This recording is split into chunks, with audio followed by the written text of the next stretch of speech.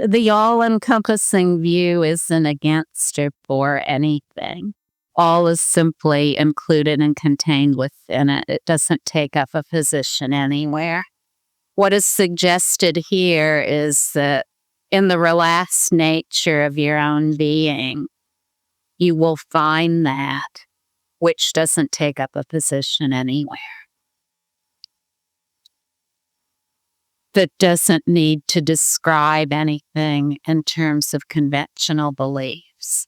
So, as far as looking for what might be inward and outward, just continue to rest in the essence of your being, and inward and outward will no longer be two. In the beginning, it may seem like there's in and out, but that's only because we've trained ourselves to be that way. You're a computer scientist, right? So you know that however you program the hardware with the software, then that's what it'll do. It'll operate according to the instructions of the software. And such is the case too with us. It's no different. So if you want to run a new software program, then you need to, and make the hardware do something else, then you need to install that, or maybe even write a new one. And the conditioning, a lot of the conditioned response to everything comes about in a way that makes us feel uncomfortable in life. So we're always looking for some way to feel better. And we're hoping that somewhere there's an appearance of something that's going to make us feel better. If we take up a position here or a position there, if we align ourselves with these people or those people, then somehow we're going to feel better, more satisfied, more complete. You know all about this, don't you? If you just do things a different way, then somehow that's going to better things. And it may for a while. It may neutralize some of the things that have been painful or disturbing. However, the complete resolution of all that is painful and disturbing is in the relaxed nature of your own being, and in the lack of separation between what is painful and disturbing and what it's not. Now, you've referred to Hindu philosophy, or we could refer to other philosophies, Buddhist, or who knows, whatever else they might be from different cultures all over the world. And within all of those cultures, there are epitome teachings that state exactly what is being talked about here. So it isn't anything new that is just popping up now. What is different about this time in human history is that for the first time, these teachings are available to everyone rather than just a few. And the teaching is always the same for many thousands of years. Rest naturally. Rest repeatedly for short moments many times until it becomes automatic. So this is within the province of everyone. There's no one excluded. It doesn't require being bright, and it isn't something that someone who isn't very intelligent can't do. It's within the province of everyone. It's even the monkeys. Adrian's back there going like this.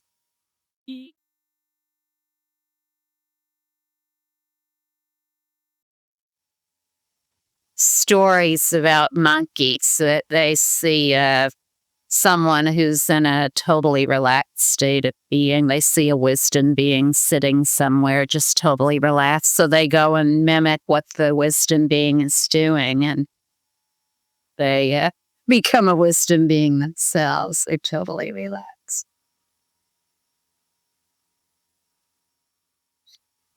When we just apply elementary discernment and discrimination, we can see that what is fundamental to the nature of everything must be easy, straightforward, and accessible, right?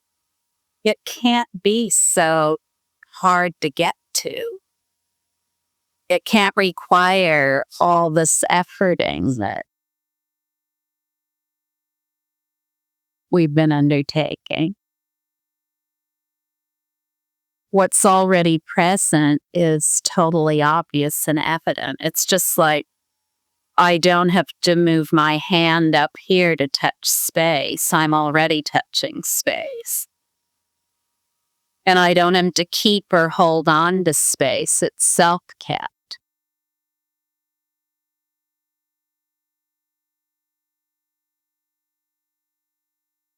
It can't possibly be understood with logic or reason. Logic and reason can point to it, but the direct experience of it, the decisive realization of it, is completely beyond logic and reason. So we talk about the direct perception of the natural state. And that isn't an intellectual object that a subject is perceiving. It's simply the completely relaxed nature of our own being. When we become accustomed to that, all of our questions are answered. And all of the things that we might think we have to do something about, like a seeming perceiver and perceived, or experiencer and experienced, or inward and outward, or whatever it might be. All the questions we have about the origin of the universe, the origin of the species, the origin of everything, all of these things are answered without any reading or learning whatsoever. And they're answered conclusively rather than just as more information to piece together with other information. But I found out something very interesting. I don't have a mind, and I never have it. So, the mind, it's a point of view like any other point of view within the all-encompassing pure view of awareness. All points of view, no matter what they are primordially pure and equal to all other points of view. The expanse of equalness of stainless space has no division anywhere. There isn't anything within it like a mind that's some kind of operating system that is storing a bunch of other data or points of view. Do you see what I'm saying? These are fabrications. They're a way of compounding points of view to try to make sense of reality. If you're worried about your mind or think you have a mind that's trying to get one over on you or whatever it might be, just relax and all your questions about the mind will be answered. Less and less will you be so certain that there is a mind that's doing all these things. It's important for it to be very simple in order to be understood by everyone. And we really can't say anything about ourselves as beings or other types of beings until we see those beings as flawless awareness. Do you see what I'm saying?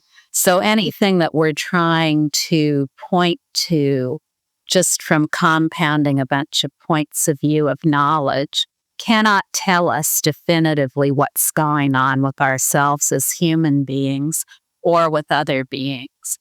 But what I do know from my own experience, and this has been the experience of other beings now and throughout time, is that there is a choice.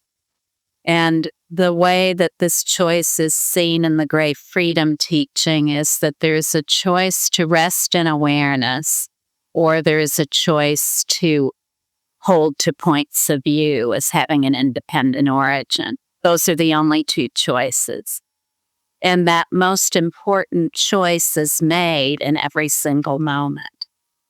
When we rest in awareness, then we rest in awareness. When we hold to points of view or positions as having identity, then we hold to those points of view. We don't understand the nature of anything until we adopt the nature of everything in our own direct experience, our own direct perception. We don't understand the nature of anything until we adopt the nature of everything. So if we're trying to figure out everything by compounding points of view in order to understand what's going on, then all we do is compound more points of view. We greatly compound more points of view. But if we relax as the all-encompassing pure view that includes all uncompounded points of view, then we sometimes quickly, sometimes slowly understand the nature of everything. And I heard implied in your questioning today and also yesterday, what is the purpose of a human being?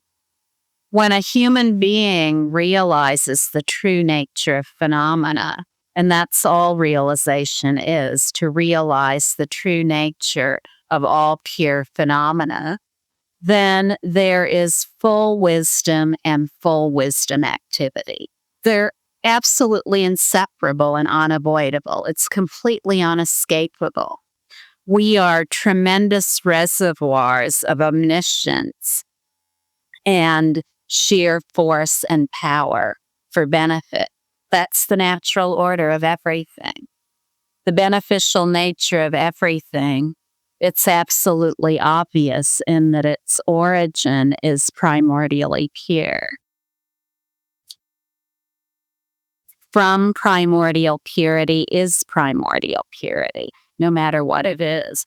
But, I could sit here and speak about philosophy and speak about this in a philosophical way forever, but that's not what this is about. This is about the direct introduction to the true nature of your being, the essence of relaxation that is the essential core of everything. That's the difference between this and a philosophy book. There is nothing to realize. Often when we hear about realization, because most of us here are from the West. So in the West, we have no non-doer speech. We have no non-doer vocabulary. There just isn't any. So for the first time, we're just coming up with non-doer vocabulary. We haven't lived in non-dual cultures. Like there are people here from India today who have grown up in a non-doer culture and a non-dual type of philosophy. So it's easier to understand. And so all we can do is get acquainted with that non-doer part of our nature. And that non-doer nature is completely relaxed. It's completely stainless from the beginningless beginning. It can't be known through intellectual scrutiny or through emotion or sensation because it is the origin of all those things. Sensation, awareness imbued, emotion, awareness imbued, thinking, awareness imbued. So the forever stainless knower imbues all of these. Without the forever stainless knower, nothing would be. When we relax, we just get familiar with that has always been. There's nothing to realize. There's no destination and no one going there.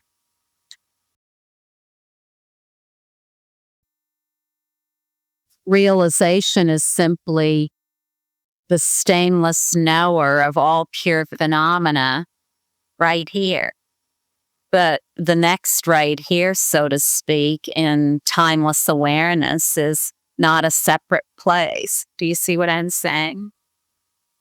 Whatever the phenomena, the circumstantial phenomena or points of view are that are appearing, that is the only step there is of realization.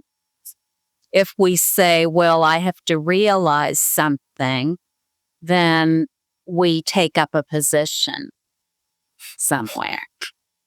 See, and we don't really know. Well, if we take up a position somewhere, is that position we've taken up going to be a position that's going to be the position we're in at death? You see, it gets very confusing. But if we give up all these positions of a realizer realizing something that is definitive, then we don't have to worry about any of that. We're just relaxed all the time. And whatever the phenomena or points of view are, they're all primordially pure, whether it's birth, death, war, famine, life, young, old, up, down.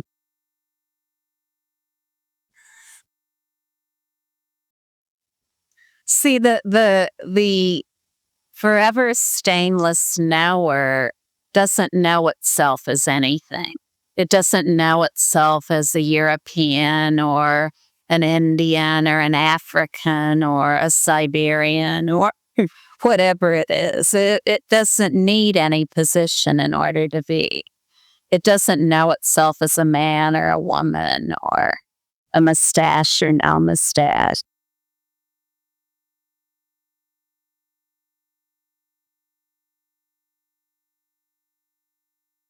It's just the essence of anything that can be described, yet it isn't any description.